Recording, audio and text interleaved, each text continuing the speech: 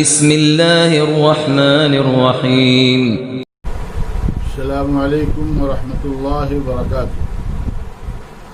الحمد للہ رب العالمین والصلاة والسلام على خیر خلقہ محمد وآلہ وصحبہ اجمعین ومن تبعهم بإحسان إلى يوم الدین بعد. اعوذ باللہ من الشیطان الرجیم. بسم اللہ الرحمن الرحیم. وَلِكُلِّ أُمَّةٍ جَعَلْنَا مَنسَكًا لِيَذْكُرُوا اسْمَ اللَّهِ عَلَى مَا رَزَقَهُم مِّن بَهِيمَةِ الْأَنْعَامِ. ناظرین کرام، برادران اسلام، میرے عفت ماؤں بہنوں اور بیٹیوں، آج کے درس کا موضوع ہے قربانی اور اس کی تاریخ. اردو زبان میں قربانی کا لفظ خاص ذبیحہ کے لیے استعمال ہوتا ہے، جسے اللہ کے تقرب کے لیے مسلمان عید الاضحیٰ کے دن اور ایام تشریق میں ذبح کرتے ہیں. لیکن لفظ قربان عربی زبان میں اپنے لغوی معنی کے لحاظ سے بہت عام ہے، اور اس کا اطلاق ہر اس نیک عمل پر ہوتا ہے جس سے اللہ رب العالمین کا تقرب حاصل کیا جائے. چنانچہ مشہور لغوی اپنی کتاب القاموس المحیط کے اندر لکھتے ہیں کہ القربان ما یتقرب به الی اللہ تعالی، کہ قربان ہر اس عمل کو کہا جاتا ہے جس سے اللہ کا قرب حاصل کیا جائے. اور تفسیر جامع البیان میں ہے کہ القربان اسم لکل ما یتقرب به الی اللہ تعالی من ذبیحۃ وغیرها، یعنی قربان ہر اس عمل کو کہا جاتا ہے جس سے اللہ کی قربت حاصل کی جائے، خواہ یہ عمل جانور ذبح کرنے کی شکل میں ہو یا اس کے علاوہ. قرآن میں لفظ قربان اس معنی میں استعمال ہوا ہے. چنانچہ سورہ المائدہ میں اللہ تعالیٰ نے حضرت آدم علیہ السلام کے 2 بیٹوں کی قربانی کا واقعہ ذکر کرتے ہوئے اسی لفظ کا استعمال فرمایا ہے. اللہ رب العالمین کا ارشاد ہے وَاتْلُ عَلَيْهِمْ نَبَأَ ابْنَيْ آدَمَ بِالْحَقِّ اِذْ قَرَّبَا قُرْبَانًا. اے نبی کریم صلی اللہ علیہ وسلم، آپ آدم علیہ السلام کے دونوں بیٹوں کا کھڑا کھڑا حال بھی انہیں سنا دیجئے جب ان دونوں نے قربانی پیش کی. قربا قربان.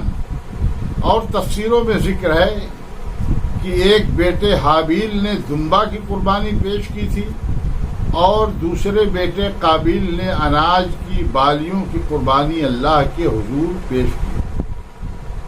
ہم مسلمان اردو زبان میں جس لفظ قربانی کو ذبیحہ کے مخصوص معنی میں استعمال کرتے ہیں، قرآن و سنت میں اس کے لیے کئی الفاظ مستعمل ہیں.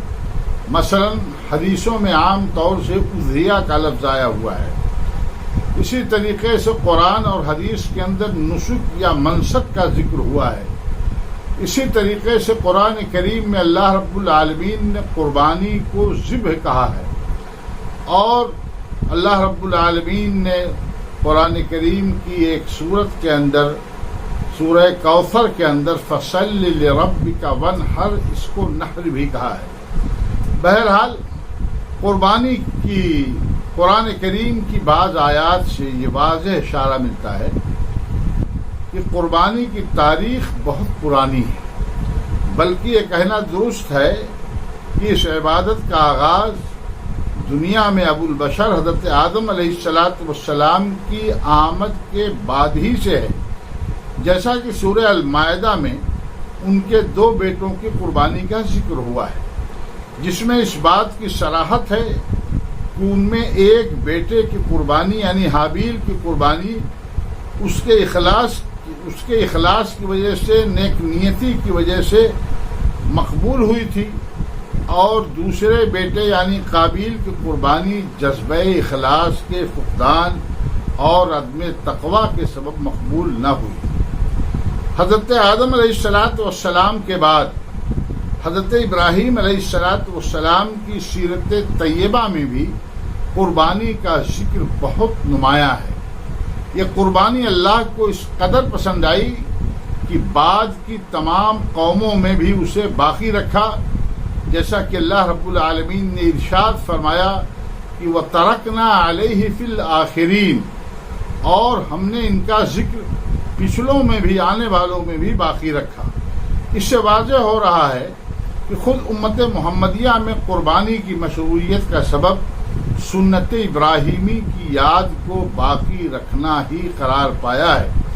اسی طرح اوپر یا اس سے پہلے ذکر کی گئی قرآن مجید کی آیت کریمہ وَلِكُلِّ أُمَّةٍ جَعَلْنَا مَنسَكًا لِيَذْكُرُوا اسْمَ اللَّهِ عَلَى مَا رَزَقَهُم مِّن بَهِيمَةِ الْأَنْعَامِ، اس سے بھی بخوبی ظاہر ہو رہا ہے کہ یہ سنت گزشتہ تمام قوموں میں جاری رہی ہے۔ اللہ رب العالمین نے فرمایا کہ اور ہم نے ہر امت کے لیے قربانی کے طریقے مقرر فرمائے ہیں تاکہ وہ ان چوپائے جانوروں پر اللہ کا نام لیں جو اللہ نے انہیں دیے ہیں۔ اللہ رب العالمین ہم تمام مسلمانوں کو قربانی کی اس سنت کو زندہ رکھنے کی توفیق عطا فرمائے، اور اللہ رب العالمین نے حضرت آدم علیہ السلام سے جس قربانی کا سلسلہ شروع کیا تھا اور حضرت ابراہیم علیہ السلام سے ہوتے ہوئے ہمارے نبی جناب محمد رسول اللہ صلی اللہ علیہ وسلم تک قربانی کا یہ عمل پہنچا ہے، اللہ رب العالمین اس عمل کو انجام دینے کی تمام مسلمانوں کو توفیق عطا فرمائے، اور اللہ رب العالمین اس کے اجر و ثواب سے ہم سب کو بہرہور فرمائے، آمین۔